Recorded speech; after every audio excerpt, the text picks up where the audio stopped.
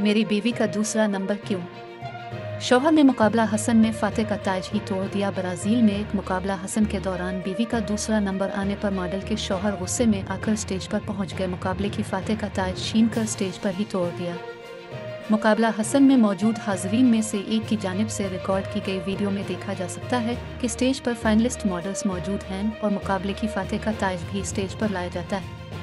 Social media पर viral video में जैसे ही मुकाबले की फातेह के नाम का ऐलान होता है और स्टेज पर मौजूद मॉडल ताज पहनाया जा रहा होता है, इसी वक्त दूसरे नंबर पर आने वाली मॉडल के शौहर दौड़ते हुए स्टेज पर आते हैं और ताज छीन कर स्टेज पर फेंक देते हैं।